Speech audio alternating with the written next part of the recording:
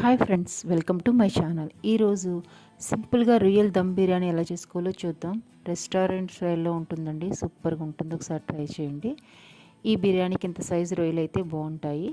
ఇప్పుడు పసుపు, ఉప్పు, 2 కప్పులు కర్డ్, అలాగే ఒక నిమ్మకాయ రసం వేసుకొని బాగా కలుపుకోవాలండి.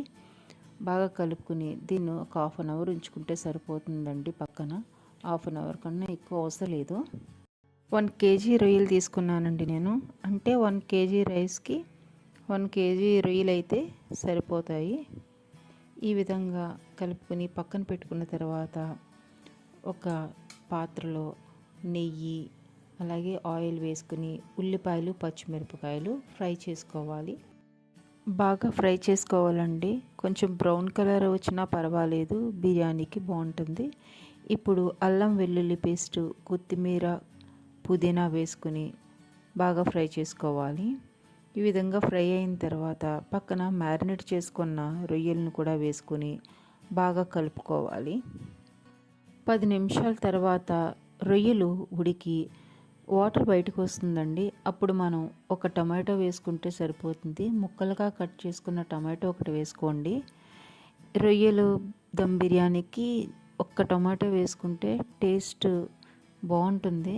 ఒకసారి ట్రై చేయండి. ఇలాగా ఈ విధంగా టమాటో బాగా మగ్గిన తర్వాత 1 స్పూన్ మన ఇంట్లో చేసుకున్న మసాలా, అలాగే 1.5 స్పూన్ సబ్జీ మసాలా, అలాగే కారం వేసుకుని బాగా కలుపుకొని మరొక 10 నిమిషాల్లో ఈ కర్రీ రెడీ అయిపోతుంది. దీన్ని పక్కన పెట్టుకోండి. ఇప్పుడు మనము బిర్యానీ రైస్ ప్రిపేర్ చేసుకుందాము. ఒక బాణీలో వాటర్ బాగా మరగనించి అందులో బిర్యానీ మసాలాలు మనకు తెలుసు కదండి, బిర్యానీ మసాలాలు అన్నీ వేసుకుని కొత్తిమీర, పుదీనా, అలాగే తగినంత కల్లుప్పు వేసుకొని బాగా కలుపుకొని బాగా వాటర్ మరిగిన తర్వాత మనము శుభ్రంగా కడిగి పెట్టుకున్న బాస్మతి రైస్ని ఇందులో వేసుకోవాలి. ఈ బాస్మతి రైస్ను బాగా కలుపుకొని మూత పెట్టి 80% ఉడకనివ్వాలండి. 80% ఉడకనిస్తే సరిపోతుంది. ఈ విధంగా 80% ఇలాగా అయ్యింది. ఇప్పుడు మనం పక్కన పెట్టుకున్న కర్రీ పైన ఈ రైస్ని లేయర్ కింద వేసుకోవాలండి. మొత్తం రైస్ని వీడియోలో చూపిస్తున్న విధంగా ఈ విధంగా వేసుకొని అంతా సరి చేసుకోవాలి. ఈ విధంగా వేసుకున్న బిర్యానీ రైస్ పైన పుదీనా, కొత్తిమీర వేసుకొని అలాగే బ్రౌన్ ఆనియన్స్ కూడా వేసుకోవాలి. నా దగ్గర సాఫ్రాన్ లేదండి, మీ దగ్గర ఉంటే సాఫ్రాన్ యూస్ చేసుకోండి. నేను పసుపు వాటర్ వేసాను, కొంచెం బిర్యానీకి కలర్ రావాలని. ఈ విధంగా వేసుకుని దీనిపైన మూత పెట్టి దానిపైన వెయిట్ పెట్టుకోవాలి.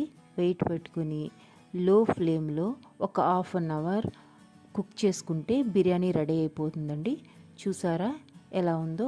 నాకు జస్ట్ ఒక హాఫ్ అన్ అవర్ సరిపోయిందండి. కరెక్ట్గా కుక్ అయింది. ఎందుకంటే నేను రైస్ని 80% కుక్ చేసేసాను కాబట్టి. ఒక్కసారి ట్రై చేయండి. పొడి పొడిగా చాలా బాగా వచ్చింది. దీన్ని రైతా కాంబినేషన్లో తింటే సూపర్ ఉంటుంది. చాలా ఈజీ అండి, సింపుల్గా ఇంట్లో చేసుకోవచ్చు. ట్రై చేసి నాకు కామెంట్ చేయండి.